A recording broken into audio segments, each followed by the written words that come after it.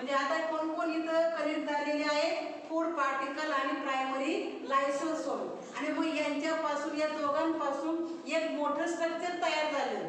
येते लक्षात? अगोदर प्रायमरी लायसोसोम छोटा असतो, साईज मी तुम्हाला सांगितले अगोदर, त्याची साईज छोटी असते. पण तो ज्या वेळेला या फूड पार्टिकलला तो जोडला जातो त्यावेळेला स्ट्रक्चर कसं होतं, मोठं होतं. हा म्हणजे हा सेकंडरी लायसोसोम कसा होतो, ही साईज कशी होते, मोठी होते. आणि मग याला हा फूड पार्टिकल जोडला तर मग त्याचं काय होते, डायजेशन व्हायला सुरुवात होते. याच्यामध्ये जे एन्झाईम्स असतात या लायसोसोम मध्ये, या प्रायमरी लायसोसोम मध्ये, ते काय करतात, डायजेशन करायला सुरुवात करतात. जे फूड पार्टिकल आहे त्याचं डायजेशन करायला सुरुवात करतात. आणि डायजेशन सुरू झालं तर मग हे जे एन्झाईम असतात ते काय होतात, ऍक्टिव्ह फॉर्म मध्ये जातात. समजलं? मग याच्यापासून या दोघांपासून कोणतं स्ट्रक्चर तयार झालं, दोघांपासून दोन एकत्र आले आणि मग या सेकंडरी लायसोसोमला दुसरं नाव काय आहे, हायब्रिड. त्याला काय म्हणायचं, हायब्रिड असं म्हणायचं. पा कारण दोन काय आले, एकत्र आले. पा त्यामध्ये सेकंडरी लायसोसोमला म्हणायचं हायब्रिड लायसोसोम. काय म्हणायचं, हायब्रिड लायसोसोम. समजलं? हायब्रिड म्हणजे काय, दोन गोष्टी एकत्र आल्या. दोन गोष्टी कोणत्या एकत्र आल्या,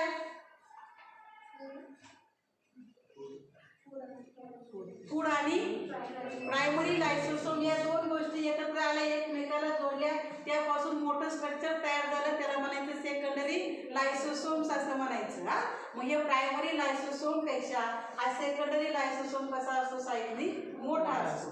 आणि मग ज्या वेळेला याचं डायजेशन तयार व्हायला सुरुवात होते, डायजेशन करायला, त्या वेळेला ते कोणत्या फॉर्म मध्ये जातात, एन्झाईम ऍक्टिव्ह फॉर्म मध्ये जातात.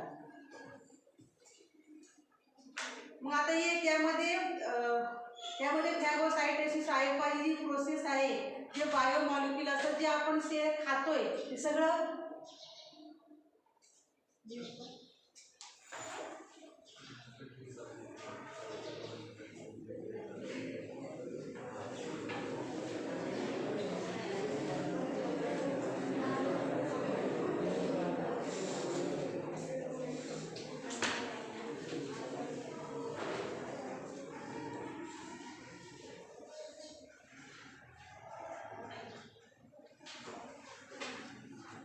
याच्यामध्ये ज्या वेळेला फूड पार्टिकल याला जोडले जातात त्यामध्ये मोठं स्ट्रक्चर तयार झालं, त्याला म्हणायचं सेकंडरी लायसोसोम किंवा त्याला काय म्हणायचं, हायब्रिड असं म्हणायचं.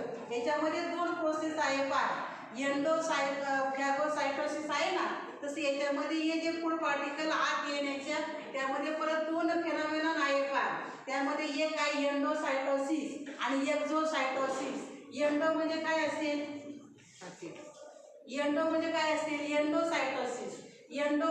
एंडोसायटोसिस, सायटोसिस म्हणजे काय, सेल. आणि एंडो म्हणजे कुठं, आतमध्ये. आणि एक्झोसायटोसिस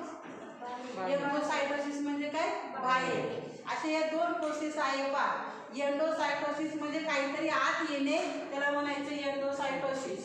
आणि काहीतरी बाहेर पडणे, त्याला काय म्हणायचं, एक्झोसायटोसिस असं म्हणायचं. असे हे दोन आहे. मोठं स्ट्रक्चर तयार झालं त्याला म्हणायचं सेकंडरी लायसोसोम असं म्हणायचं, किंवा त्याला म्हणायचं हायब्रिड लायसोसोम्स असं म्हणायचं. समजलं इथपर्यंत?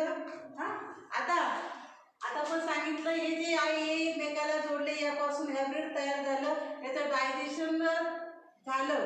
आता या डायजेशन झाल्यानंतर काहीतरी जो पार्ट आहे का छोटा, काहीतरी पार्ट शिल्लक राहिला असेल, त्याचं डायजेशन झालं नाही, तो पार्ट तसाच राहिला. कोणता पार्ट, त्याला काय म्हणायचं, अनडायजेस्टेड. कारण ज्याचं पचन झालं आणि ज्याचं पचन झालं नाही तो तसाच राहिला, त्याला काय म्हणायचं, टर्शरी किंवा रेसिड्युअल बॉडी. सगळा पार्ट डायजेस्ट झाला का, सगळं झालं नाही, काही शिल्लक राहिला, आणि जो शिल्लक राहिलाय ना त्याला म्हणायचं टर्शरी लायसोसोम किंवा रेसिड्युअल बॉडी म्हणायची. समजलं इथपर्यंत? म्हणजे जे शिल्लक राहिले त्याला म्हणायचं रेसिड्युअल किंवा टर्शरी लायसोसोम्स असं म्हणतात. समजले? तीन टाईप, प्रायमरी, सेकंडरी आणि टर्शरी. याच्यावरती बऱ्याच वेळा एंट्रन्सला क्वेश्चन विचारतात, नीटला वगैरे. त्यामध्ये प्रायमरी, सेकंडरी, टर्शरी. समजलं काय आहे नेमकं कन्सेप्ट? झालेले. ते कुणी बाहेर टाकले? गोल्गी कॉम्प्लेक्सने, गोल्गी बॉडीज नाही. ते कोणत्या फॉर्ममध्ये आहे? इनएक्टिव्ह फॉर्ममध्ये असतात. ते ॲक्टिव्ह फॉर्ममध्ये नसतात सुरुवातीला. नंतर त्यामध्ये सेकंडरी लायसोसोम आहे. सेकंडरी लायसोसोम कसा तयार झाला? ज्या वेळेला सेलमध्ये जे फूड पार्टिकलची एंट्री होते त्यावेळेला फूड पार्टिकल हा प्रायमरी लायसोसोमला जोडला जातो आणि हे दोन्ही एकमेकाला जोडले की त्यापासून मोठं स्ट्रक्चर तयार होते. त्याला म्हणायचं सेकंडरी लायसोसोम किंवा त्याला म्हणायचं हायब्रिड. आणि एकमेकाला प्रायमरी लायसोसोम फूड पार्टिकलला जोडला की त्याचं डायजेशन म्हणजे तो ॲक्टिव्ह होतो. अगोदर इनॲक्टिव्ह फॉर्ममध्ये असतो, नंतर त्याला फूड पार्टिकल जोडला का तो ॲक्टिव्ह होतो, नंतर त्याचं डायजेशन व्हायला सुरुवात होते. आणि डायजेशन काही पार्टमध्ये होते, काही पार्ट तसाच राहतो, तो डायजेस्ट होत नाही आणि त्या पार्टला म्हणायचं टर्चरी लायसोसोम किंवा रेसिड्युअल बॉडी. इथे लक्षात. आता पुस्तकामध्ये फक्त रेसिड्युअल बॉडी सांगितलेली आहे, परंतु नीटच्या वगैरे पुस्तकामध्ये याला टर्चरी पण याला म्हणतात. लक्षात ठेवा. याच्यामध्ये या दोन टर्म सांगितल्यात, एंडोसायटोसिस आणि एक्झोसायटोसिस. एंडोसायटोसिसमध्ये काहीतरी सेलमध्ये येणे आणि एक्झोमध्ये सेलच्या बाहेर पडणे. जसं इथं आपण फॅगोसायटोसिस म्हणजे काय? हा जो फूड पार्टिकल हा सेलने काय केला? खाऊन टाकला, गिळून घेतला. त्याला काय म्हणायचं? फॅगोसायटोसिस. फॅगो म्हणजे खाऊन टाकणे, गिळून घेणे. आणि मग सायटोसिस म्हणजे काय? कुणी? सायटोसिस म्हणजे सेलने. त्याला म्हणायचं फॅगोसायटोसिस. समज इथपर्यंत. आता याचे आपल्याला फंक्शन शिकायचे आहे. एक एक फंक्शन आपण पाहणार आहोत. त्यामध्ये तुम्हाला सांगितलं या लायसोसोम्समध्ये 60पेक्षा जास्त त्यामध्ये एन्झाईम्स असतात. मग त्यामध्ये जे एन्झाईम्स असतात, या एन्झाईमचं काम काय आहे बरं? एन्झाईमचं काम काय आहे? एन्झाईमचं काम काय आहे? काहीतरी ब्रेकडाऊन करणे. काय करणे? ब्रेकडाऊन करणे. कशाचं रूपांतर कशामध्ये करणे? जे लार्ज मॉलिक्यूल असतात त्याचं रूपांतर कशामध्ये करणे? सिंपल किंवा कॉम्प्लेक्स म्हणा. इथं कॉम्प्लेक्स म्हणा. कॉम्प्लेक्सचं रूपांतर कशामध्ये करणे? सिंपलमध्ये करणे. किंवा लार्ज मॉलिक्यूल असतात त्या लार्ज मॉलिक्यूलचं रूपांतर कशामध्ये करणे? स्मॉल मॉलिक्यूलमध्ये करणे. त्याचं काम हे काम कोणाचं आहे? या एन्झाईमचं आहे. म्हणजे काहीतरी काय करणे? तोडणे, ब्रेक करणे, ब्रेकडाऊन करणे. समजते? ब्रेकडाऊन काय मॉलिक्यूलचं करायचं, त्यामध्ये ही एन्झाईमचं फंक्शन आहे. ब्रेकडाऊन ऑफ लार्जर मॉलिक्यूल म्हणा किंवा कॉम्प्लेक्स मॉलिक्यूल म्हणा, त्याचं रूपांतर सिंपल फॉर्ममध्ये करणे. मग याच्यामध्ये आता समजा आपण कार्बोहायड्रेट्स खाल्ले. कार्बोहायड्रेट्सच्या आपल्या पुढच्या फॉर्ममध्ये कार्बोहायड्रेट जर आपण खाल्ले तर त्या कार्बोहायड्रेटचं रूपांतर कशामध्ये होतं? शुगरमध्ये होतं किंवा ग्लुकोजमध्ये होते. नंतर जर प्रोटीन जर असेल तर त्या प्रोटीनचं रूपांतर कशामध्ये होतं? ॲमिनो ॲसिडमध्ये होते. हे दोन एक्झाम्पल सांगितले. कशाचं रूपांतर कशामध्ये होतं? ब्रेकडाऊन करणे म्हणजे काय करणे? कार्बोहायड्रेटचं रूपांतर कशामध्ये करणे? शुगर किंवा ग्लुकोजच्या फॉर्ममध्ये करणे. आणि जर प्रोटीन असेल तर प्रोटीनचं रूपांतर कशामध्ये करणे? ॲमिनो ॲसिडमध्ये करणे. हे करण्याचं काम कोण करतं? हे एन्झाईम्स करतात. आणि मग हे जे एन्झाईम्स आपण आता सांगितले, हे एन्झाईम कसे आहे? हायड्रोलिटिक एन्झाईम आहे. यांना काय म्हणायचं? कोणती एन्झाईम म्हणायचं? हायड्रोलिटिक एन्झाईम म्हणायचं. हायड्रो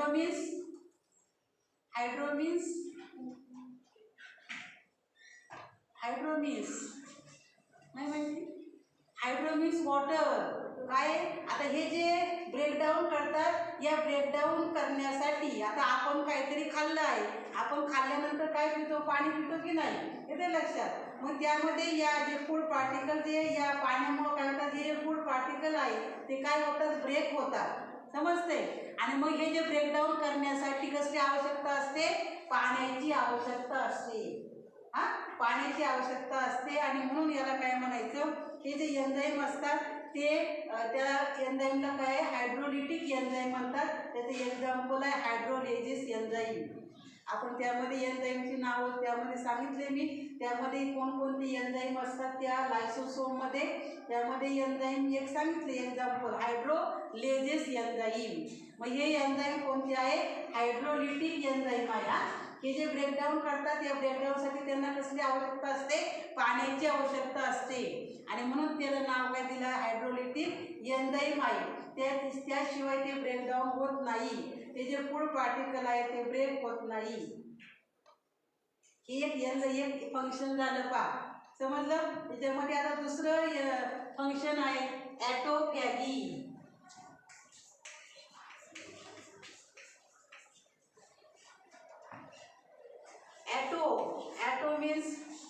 ॲटो मीन्स सेल, स्वतः. ॲटो मीन्स स्वतः. आणि फॅगी म्हणजे काय? फॅगी म्हणजे काय? काहीतरी खाऊन टाकणे, गिळून टाकणे. आता ॲटोफॅगी म्हणजे काय? त्यामध्ये काय असतात? आता आपण अगोदर याला सांगितलंय, याला दुसरे टर्म वापरलेलं आहे, त्याला काय म्हणायचं?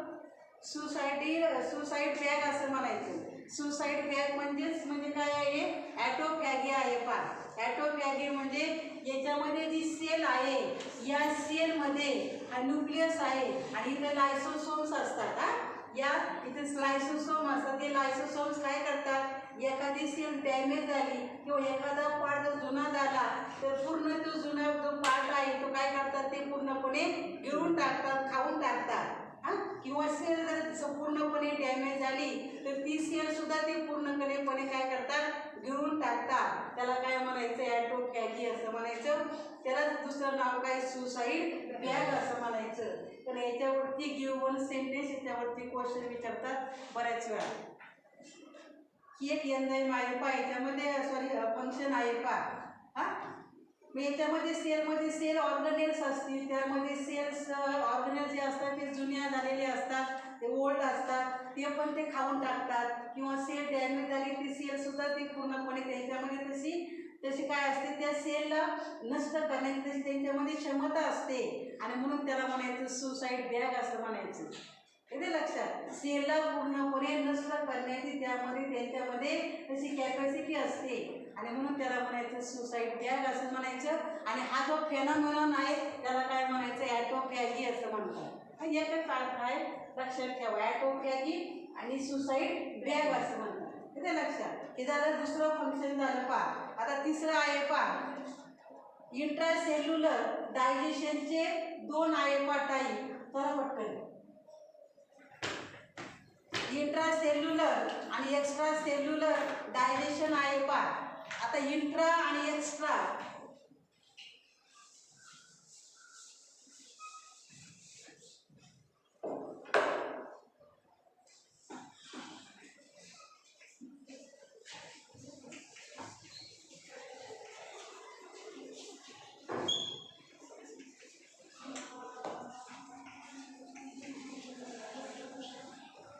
इंट्रा म्हणजे काय असेल? हे डायजेशन कुठं होत असेल? इंट्रा. आता बोलायचं पण यायचं बिल परत बोलायला लागायचं. इंट्रासेल्युलर आणि एक्स्ट्रा. इंट्रा म्हणजे कुठं? सेलच्या आतमध्ये. आणि हे म्हणजे कुठं असेल? सेलच्या बाहेर असेल. सेलच्या आतमध्ये डायजेशन झालं की त्याला काय म्हणायचं? Intracellular digestion. आणि सेलच्या बाहेर झालं की त्याला काय म्हणायचं? एक्स्ट्रा सेल्युलर डायजेशन असं म्हणायचं पा. आता हे जे इंट्रासेल्युलर डायजेशन आहे ना,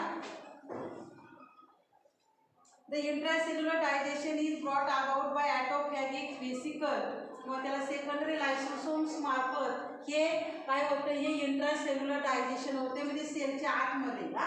त्यामध्ये व्हेसिकल्स असतात पा. त्यामध्ये इंट्रासेल्युलर म्हणजे हे जे फूड पार्टिकल आहे तो फूड पार्टिकल सेलमध्ये हळूहळू यायला सुरुवात होते आणि हळूहळू सुरुवात झाली की त्यावेळेला ती पूर्णपणे त्या सेलमध्ये आला तर ते सेल काय म्हणजे त्या एन्झाईम असतात ते काय करतात? लायसोसोममधले त्याचं डायजेशन करायला सुरुवात करतात. म्हणजे डायजेस्ट करतात पा.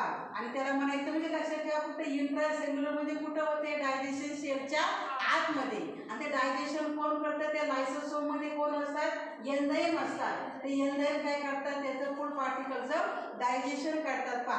म्हणजे त्या फूड पार्टिकलमध्ये ती एन्झाईम सोडतात आणि त्यांनी एन्झाईम सोडले की त्या फूडचं काय होतं? डायजेशन होतं. हे कुठं झालं? सेलच्या आतमध्ये.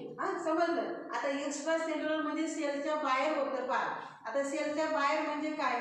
हे जे लायसोसोम असतात त्या लायसोसोममध्ये जे एन्झाईम्स असतात ते लायसोसोम कधी कधी हे जे एन्झाईम असतात ते सेलच्या बाहेर सोडतात. इथे लक्षात या लायसोसोम मध्ये जे एन्झाईम असतात ते एन्झाईम सेल मध्ये पण असतात, परंतु कधी कधी काय वेळेला हे एन्झाईम असतात ते काय करतात सेलच्या बाहेर पण टाकले जातात, सेलच्या बाहेर सोडले जातात, त्याला काय म्हणायचं.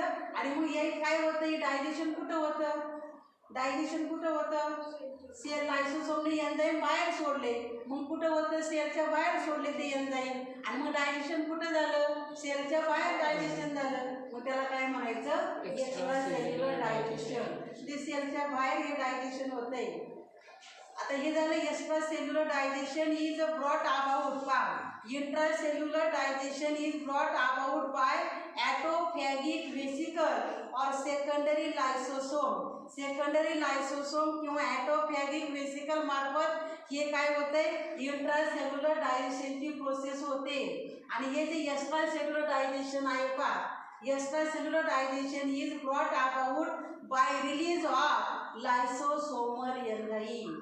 कोणते एन्झाईम बाहेर रिलीज केले जातात, लायसोसोमल एन्झाईम. म्हणजे ते एन्झाईम कुठं असतात, लायसोसोम्स मध्ये असतात, आणि म्हणून त्यांना काय म्हणायचं लायसोसोमल एन्झाईम ते रिलीज करतात, बाहेर सोडतात, आणि मग आउटसाइड द सेल, कुठं सेलच्या बाहेर. मग त्यांनी सोडले रिलीज केले का मग सेलच्या बाहेर डायजेशन होते, त्याला म्हणायचं एक्स्ट्रा सेल्युलर डायजेशन. ते लक्षात. आता याचं एक्झाम्पल मी सांगणार आहे, पुस्तकामध्ये आहे पा. आता याचं एक्झाम्पल आहे ॲक्रोसोम आहे पा. याचं एक्झाम्पल कोणतं आहे, या एक्स्ट्रा सेल्युलरचं एन्झाईम एक्झाम्पल कोणतं आहे, ॲक्रोसोम. कोणतं एन्झाईम आहे, ॲक्रोसोम. समजून घ्या जरा ते.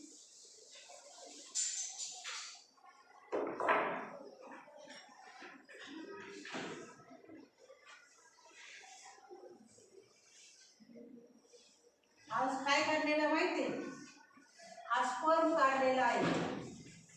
स्पर्म माहिती आहे, नंतर एक स्पर्म आणि एक यांचं दोन्हीचं फ्युजन झालं की त्यापासून काय तयार होतं, फर्टिलायझेशनची प्रोसेस होते पा. That is a mail gamete आणि एक that is a female gamete. त्यांचं फ्युजन झालं की त्यांचं फर्टिलायझेशन होतंय, त्यापासून झायगोट तयार होतो पा. आणि जायगोडचं रूपांतर later on it is converted into embryo. त्यामध्ये नंतर एम्ब्रिओमध्ये त्याचं रूपांतर होतं पा.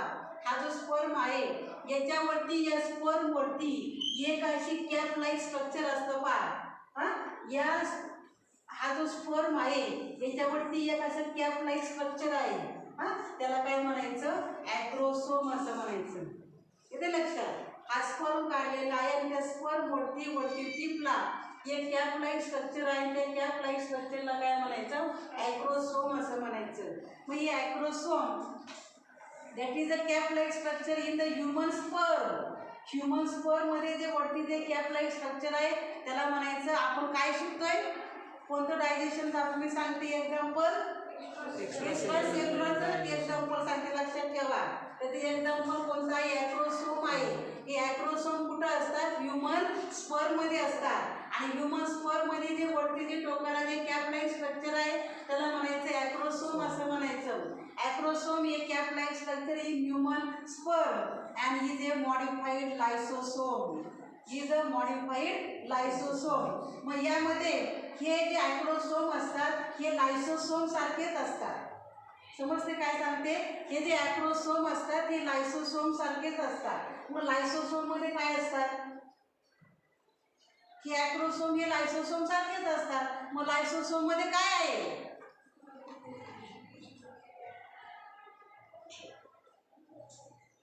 लायसोसोम मध्ये काय आहे, किती वाजता लायसोसोम मध्ये, लायसोसोम मध्ये ह्युमन स्पर्म.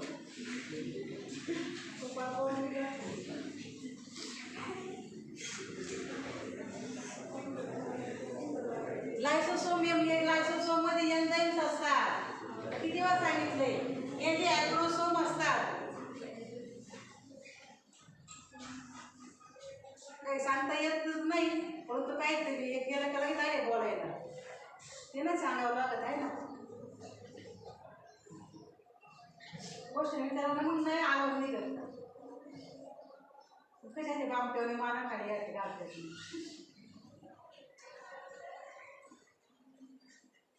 हे जे ॲक्रोसोम असतात हे लायसोसोम सारखेच असतात. लायसोसोम मध्ये जसे एन्झाईम असतात तसे ॲक्रोसोम मध्ये पण एन्झाईम असतात. येते लक्षात? ॲक्रोसोम सारखे असतात म्हणून त्याच्यामध्ये एन्झाईम्स पण असतात. आता हा जो स्पर्म आहे या स्पर्मला काय करायचंय? एक बरोबर फ्यूज व्हायचे. येते लक्षात?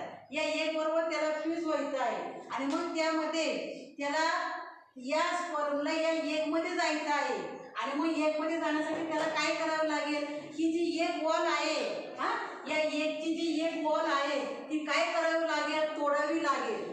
तोडली तरच तो काय होईल? त्याच्या आतमध्ये जाईल. स्पर्म या एक मध्ये जाईल आणि मग ही जी वॉल आहे एकची ती वॉल तोडण्यासाठी या एन्झाईमचा वापर होतो पहा. म्हणजे दॅट इज अ फर्टिलायझेशन साठी या जसं एन्झाईमचं त्यांनी नाव दिलेलं आहे पहा. हायड्रोनायडेज नावाचं एन्झाईम आहे पहा. काय सांगितलं? कोणतं एन्झाईम आहे? हायड्रोनायडेज नावाचं एन्झाईम आहे. आणि मग हे एन्झाईम काय करते? फर्टिलायझेशन या प्रोसेससाठी हेल्प करते. कारण हे स्पर्मला या एक मध्ये जायचं आहे दोघांचं, कारण फ्युजन होतंय आणि मग त्याची जी एक आहे ती एक वॉल कशी आहे? जाड आहे, ठीक आहे.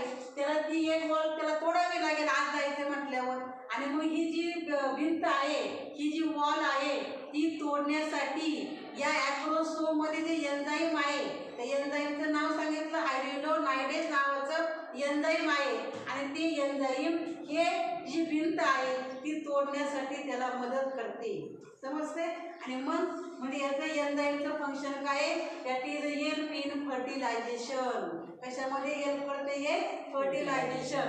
आणि मग यांनी ही वॉल तोडली का हा स्पर्म कुठं जातो?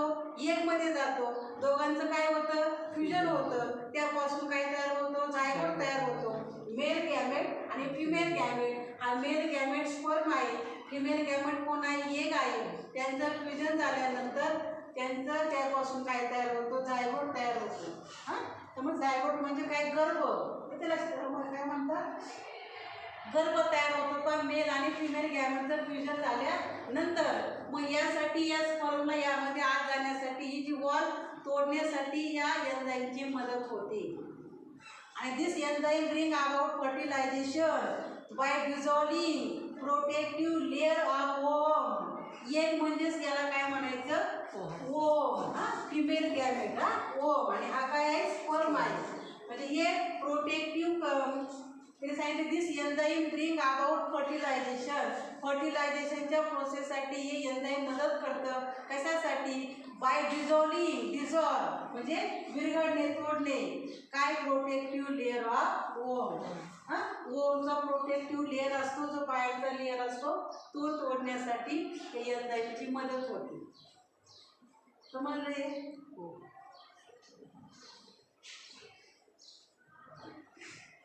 आता पुढचं पण एक त्यांनी एक फंक्शन सांगितलंय पहा. ड्युरिंग मेटॅमॉर्फोसिस. आपण शब्द गेलाय मेटॅमॉर्फोसिस म्हणजे काय? मेटॅमॉर्फोसिस एक प्रोसेस आहे, फेनॉमेनॉन आहे हा. आपण याच्यामध्ये शिकताना आपण पाहिले त्याच्यामध्ये कसं रूपांतर कशामध्ये होतंय? मेटॅमॉर्फोसिस म्हणजे काय? काही कसलं तरी रूपांतरण होते. एकाचं रूपांतर दुसऱ्यामध्ये होते. त्याला काय म्हणायचं? मेटॅमॉर्फोसिस असं म्हणतात. मग during metamorphosis process found in many organism. जवळजवळ सगळ्याच ऑर्गॅनिझममध्ये ही मेटॅमॉर्फोसिस प्रोसेस आढळते. मेटॅमॉर्फोसिस म्हणजे एकाचं रूपांतर कशामध्ये तरी होणे. मेटॅमॉर्फोसिस. मग याच्यामध्ये जे एन्झाईम असतात त्या एन्झाईमचं नाव काय? Lysosomal enzyme. Help in reusing. काय सांगितलं? लायसोसोमल एन्झाईम काय करतात? आपण काय शिकतोय? लायसोसोमचे फंक्शन शिकतोय. मग त्याच्यामध्ये हे जे लायसोसोम मध्ये जे एन्झाईम असतात ते एन्झाईमचं कार्य कोणकोणते आहे ते आपण शिकतोय. त्यामध्ये पहिलं त्याचं फंक्शन पाहिलं आपण. कोणते एन्झाईम होते ते? हायड्रोलिटिक एन्झाईम. त्यांचं फंक्शन काय आहे ते तुम्हाला सांगितले. काय फंक्शन आहे त्याचं? हायड्रोलिटिक एन्झाईमचं फंक्शन काय आहे? फूड पार्टिकल काय करायचे? डायजेस्ट करायचे. तर कोणाच्या मदतीने? पाण्याच्या मदतीने पाण्याचा उपयोग करून ते फूड पार्टिकल डायजेस्ट करायचे. नंतर सेकंड फंक्शन पाहिलं आपण ॲटोफॅगी. समजते? ॲटोफॅगी म्हणजे it is also called as suicide bag असं म्हणतात. म्हणजे त्यामध्ये एखादा पार्ट सेल मधला असेल किंवा सेल ऑर्गनेल एखादं खराब झालं असेल, जे ओल्ड झालं असेल, ते पूर्णपणे गिळून टाकण्याची किंवा खाऊन टाकण्याची तशी त्याच्यामध्ये कॅपॅसिटी असते. त्याला म्हणायचं ॲटोफॅगी असं म्हणायचं त्या प्रोसेसला. नंतर तिसरं फंक्शन पाहिले आपण डायजेशनचे 2 टाईप पाहिले. याच्यावरती बऱ्याच वेळा क्वेश्चन विचारतात. या लायसोसोम थिअरीला पण हे लायसोसोमचे फंक्शन विचारतात, कारण हे मोस्ट इम्पॉर्टंट हे फंक्शन आहे. हा जो टॉपिक आहे लायसोसोमचा महत्त्वाचा आहे तुमच्या एंट्रन्ससाठी, CET असेल किंवा नीटसाठी हे फंक्शन महत्त्वाचे आहे. याच्यावरती थिअरीला सुद्धा 2 मार्काला फक्त या लायसोसोमचे फंक्शन विचारतात. येते लक्षात? पुढचं फंक्शन काय पाहिलं आपण? डायजेशनचं पाहिलं. त्या डायजेशनचे 2 टाईप पाहिले, एक इंट्रा आणि एक्स्ट्रा. समजलंय? मग त्यामध्ये इंट्रा म्हणजे सेलच्या आतमध्ये, एक्स्ट्रा म्हणजे सेलच्या बाहेर. त्या सेलच्या बाहेरचं आपण एक एक्झाम्पल पाहिले. त्या एन्झाईमचं नाव लक्षात ठेवा. नीटला बऱ्याच वेळा हा क्वेश्चन विचारताय. यामध्ये या ॲक्रोसोममध्ये कोणतं एन्झाईम असते? ते ओमची वाढ तोडण्यासाठी कोणतं एन्झाईम मदत करते? हायड्रोनायडेज नावाचं एन्झाईम आहे पहा. आता शेवटचं आपण त्यामध्ये फंक्शन पाहतोय. त्यामध्ये ड्युरिंग मेटामॉर्फोसिस, ही मेटामॉर्फोसिस ही जी प्रोसेस आहे ती जवळजवळ सगळ्या ऑर्गॅनिझममध्ये घडते. आणि मग या मेटामॉर्फोसिसमध्ये काय होते पहा, याच्यामध्ये ते लायसोसोमल जे एन्झाईम असतात ते रियुजिंग द टिश्यू. रियुजिंग म्हणजे काय? रियूज म्हणजे काय करणे? परत टिकाऊ, म्हणजे टाकाऊपासून काय बनवणे? टिकाऊ. जे आवश्यक आहे ते परत तयार करणे म्हणजे त्याला म्हणायचं रियूज असं म्हणायचं. Reusing the tissue or redundant organ. Redundant म्हणजे काय? जे अनावश्यक जे आहे, जे खराब झालेले आहे, ते असे जे ऑर्गन आहे त्या ऑर्गनमधल्या ज्या टिश्यू आहे खराब झालेल्या त्याचा वापर काय करणे? पुन्हा करणे. हे कोणाचं फंक्शन आहे? हे लायसोसोमल एन्झाईमचं फंक्शन आहे. म्हणजे रियूज द टिश्यू असं म्हटलं तरी सफिशियंट आहे. रियुजिंग द टिश्यू म्हणजे कोणत्या टिश्यू? कोणत्या ऑर्गनमधल्या टिश्यू? त्या ऑर्गन कोणते आहे? रिडंडंट. रिडंट म्हणजे जे खराब झालेले ऑर्गन असतील. आलं लक्षात? त्या टिश्यूचा परत वापर करायचा. आणि ते also help in destruction of malignant cell. Malignant MALIGNANT. Malignant म्हणजे घातक किंवा घातक म्हणायचं. घातक जी सेल असते त्यामध्ये ती जी घातक सेल ज्याचा त्या घातक सेलचा आपल्या शरीराला काय होतं? त्याचा काय होतं? उपयोग होत नाही. मग ती जी सेल आहे ती काय करायची?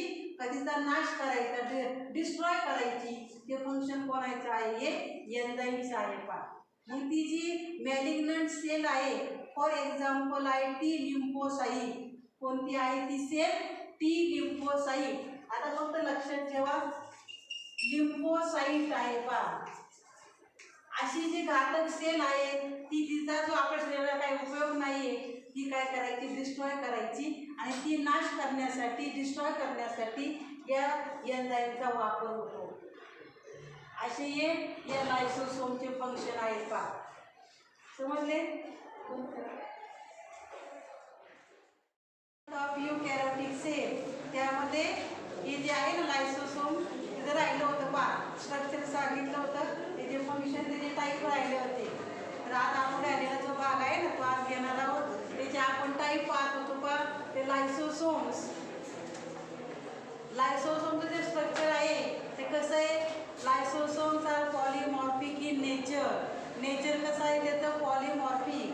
पॉली म्हणजे काय? मेनी. म्हणजे त्यामध्ये जे स्ट्रक्चर आहे ते असं फिक्स नाही आहे लायसोसोमचं. येते लक्षात? आता आपल्या बुकमध्ये जर डायग्रॅम जर पाहिली तर कशी डायग्रॅम आहे? गोल आहे.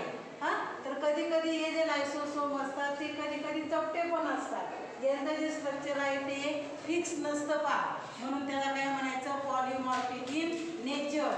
नेचर स्ट्रक्चर आहे ते कसं फिक्स नाही. आपल्या बुकमध्ये जी डायग्राम दाखवलेली आहे ती कशी आहे, राऊंडेड स्ट्रक्चर आहे पहा. कधी कधी ते चपटे पण असतात आणि म्हणून त्याला म्हणायचं पॉलिमॉर्फिक इन नेचर. येते लक्षात. आता हे जे लायसोसोम्स पाहिले आपण, हे लायसोसोम कशापासून तयार झाले, लायसोसोम कशापासून तयार झाले, हा सांगितलंय कशापासून तयार झाले, हा Golgi complex and endoplasmic reticulum and Golgi complex. येते लक्षात. गोल्गी एंडोप्लाझमिक रेटिक्युलमने काय केलं, त्यामध्ये एंडोप्लाझमिक रेटिक्युलम त्यामध्ये दोन आहे, स्मूथ आणि रफ. हा स्मूथने काय तयार केलं, लिपिड तयार केले, रफने काय केले, प्रोटीन तयार केले. येते लक्षात. आणि मग हे जे स्मूथ या एंडोप्लाझमिक रेटिक्युलमने प्रोटीन आणि लिपिड्स तयार केले, पण हे त्यांनी तयार केले ते कोणत्या फॉर्ममध्ये होते, इनएक्टिव्ह फॉर्ममध्ये होते. येते लक्षात. मग ते कुठं पाठवले, हे गोल्गी बॉडीजकडे आले. हा मग गोल्गी बॉडीजकडे आल्यानंतर त्यांनी ते ॲक्टिव्ह फॉर्ममध्ये झाले, परंतु हे जे यांनी या गोल्गी बॉडीजने ते प्रोटीन तयार केले. असं स्ट्रक्चर आहे पहा याच्यामध्ये. हा असं स्ट्रक्चर आहे. त्याच्यामध्ये जे प्रोटीन आणि लिपिडचं त्यांनी काय केलं, ॲक्टिव्ह फॉर्ममध्ये केलं. म्हणजे त्याच्यामध्ये काय केलं, त्यांनी मॉडिफिकेशन केलं. येतं लक्षात. या एंडोप्लाझमिक रेटिक्युलमने प्रोटीन आणि लिपिड्स तयार केले. या गोल्गी कॉम्प्लेक्सने, गोल्गी बॉडीजने काय केलं, त्यामध्ये मॉडिफिकेशन केलं. येतं लक्षात. आणि मॉडिफिकेशन तयार केल्यानंतर त्यामध्ये त्यांनी काय प्रोटीन्स तयार केले पहा. असे जे प्रोटीन्स तयार केले, काही प्रोटीन होते आणि काही काय होते, लायसोसोम्स तयार केले. येते लक्षात. काही प्रोटीन्स तयार झाले आणि काही त्याच्यामधले काय झाले, काही लायसोसोम्स तयार झाले. मग यामुळं काही जे एंडोप्लाझमिक रेटिक्युलम आहे आणि गोल्गी बॉडीज आहे यांच्यापासून काय तयार झाले, हे लायसोसोम्स तयार झाले. येते लक्षात. गोल्गी एंडोप्लाझमिक रेटिक्युलमने प्रोटीन आणि लिपिड्स तयार केले अँड त्यामध्ये गोल्गी कॉम्प्लेक्सने त्यामध्ये मॉडिफिकेशन केलंय. हा आणि मग त्यामध्ये मॉडिफिकेशन करून त्यामध्ये जे त्यांनी प्रोटीन मॉलिक्यूल तयार केले त्यामधले काही लायसोसोम्स तयार झाले. इथपर्यंत समजलं. आता हे जे लायसोसोम कसे तयार झाले, आता पुढं पहा. त्यामध्ये आता हे जे आपण पाहिलं, हे जे लायसोस, आवाज होते बरं का मागं, बोलण्याचा आवाज होते मागं, परत परत तेच सांगायचं सारखं.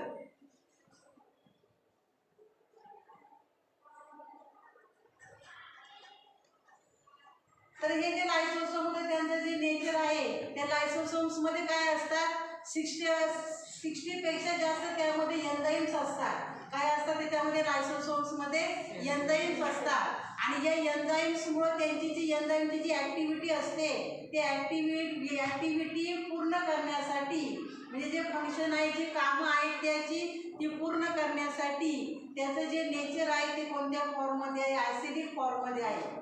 समजते.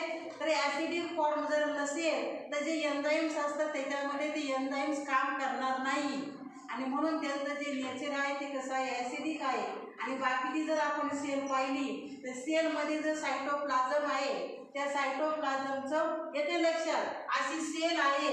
हा या सेलमध्ये हा न्यूक्लियस आहे आणि इथं लायसोसोम्स असतील. या लायसोसोमचं जे नेचर आहे ते ॲसिडिक आहे आणि याच्यामध्ये जे सायटोप्लाझम आहे त्याचं नेचर कसं आहे, न्यूट्रल आहे.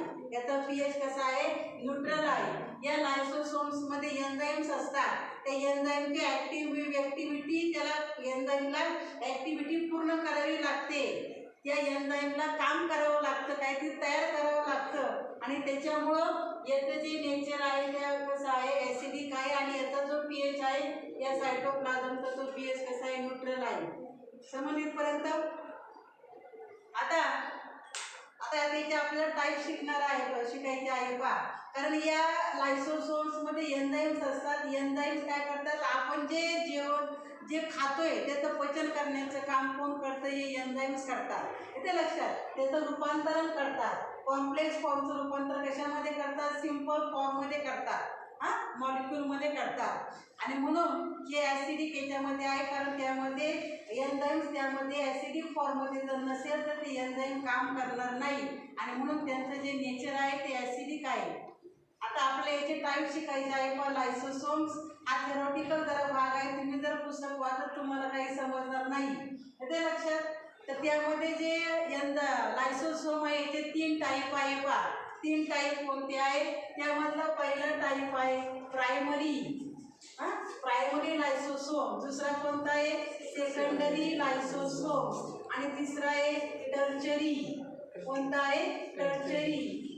It is also called as residual body. या तिसऱ्याला काय म्हणतात रेसिड्युअल बॉडी असं म्हणतात. आता आपल्याला हे 3 एक टाईप आपल्याला शिकायचं आहे. पहा त्यामध्ये पहिला आपण पाहणार आहोत प्रायमरी लायसोसोम. त्यामध्ये पहिला टाईप कोणता आहे प्रायमरी लायसोसोम्स आहे. पहा आता हे जे प्रायमरी लायसोसोम्स असतात या लायसोसोममध्ये जे एन्झाईम्स असतात ते एन्झाईम कसे असतात इनॲक्टिव्ह फॉर्ममध्ये असतात. येते लक्षात. या आता आपण कोणता हे 3 टाईप आहे पहा लायसोसोमचे प्रायमरी सेकंडरी आणि टर्चरी. त्यामध्ये आपण पहिला पाहतोय त्यामध्ये प्रायमरी लायसोसोम आहे. या लायसोसोममध्ये मी काय सांगितलं एन्झाईम्स असतात 60 पेक्षा जास्त एन्झाईम्स असतात. आतापर्यंत 60 याचा शोध लागलेला आहे. पहा 60 पेक्षा जास्त पण आहे, परंतु त्यांनी 60 आता म्हटले अप्रॉक्सिमेटली त्यांनी सांगितले 60 पेक्षा जास्त एन्झाईम्स असतात. आणि मग हे जे प्रायमरी लायसोसोम कोणाला म्हणायचं आपण आता ते पाहणार आहोत. प्रायमरी लायसोसोम कोणाला म्हणायचं, सेकंडरी लायसोसोम कोणाला म्हणायचं, टर्चरी लायसोसोम कोणाला म्हणायचं. तर त्यामध्ये पहिला प्रायमरी लायसोसोम आहे. या प्रायमरी लायसोसोम म्हणजे जे एन्झाईम्स असतात ते अगोदर इनॲक्टिव्ह फॉर्ममध्ये असतात. म्हणजे या एंडोप्लाझ्मिक रेटिक्युलमने प्रोटीन लिपिड्स तयार केले. म्हणजे हे जे प्रोटीन सांगते तेच काय आहे की एन्झाईम्स आहेत. काय लक्षात. All enzymes are protein. सगळे एन्झाईम काय असतात प्रोटीन असतात. मग यांनी या तयार केली, यांनी मॉडिफिकेशन तयार केलं. मग हे जे बॉडीज आहे त्यांनी नुकतेच तयार केलेले जे हे असतात प्रोटीन असतात. येते लक्षात एन्झाईम्स असतात. म्हणजे ते कोण आहे प्रायमरी लायसोसोम आहे. नुकतेच तयार झालेले. येते लक्षात नुकतेच तयार केलेले.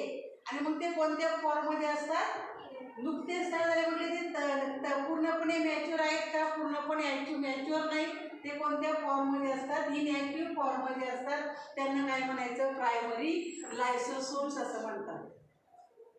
हे प्रायमरी लायसोसोममध्ये जे एन्झाईम्स असतात ते इनॲक्टिव्ह अगोदर असतात, नंतर ते ॲक्टिव्ह होतात. नंतर ते आपण पाहणार आहोत. पहा मग या गॉल्गी बॉडीजने नुकतेच तयार केलेले जे एन्झाईम्स असतात त्या जे प्रोटीन असतात बाहेर पडले मग त्यामध्ये त्याला म्हणायचं प्रायमरी लायसोसोम. येते लक्षात. मग यांची जी प्रायमरी जे लायसोसोम असतात यांची जी साईज आहे ती सेकंडरी लायसोसोम पेक्षा छोटी आहे. हे सेकंडरी मोठे असतात आणि हे जे प्रायमरी आहे ते कसे असतात छोटे असतात. म्हणजे नुकतेच तयार झालेले त्याला काय म्हणायचं प्रायमरी लायसोसोम्स असं म्हणायचं. समजलं. म्हणजे गॉल्गी बॉडीजने नुकतेच तयार केलेले नुकतेच बाहेर पडलेले त्याला म्हणायचं प्रायमरी लायसोसोम.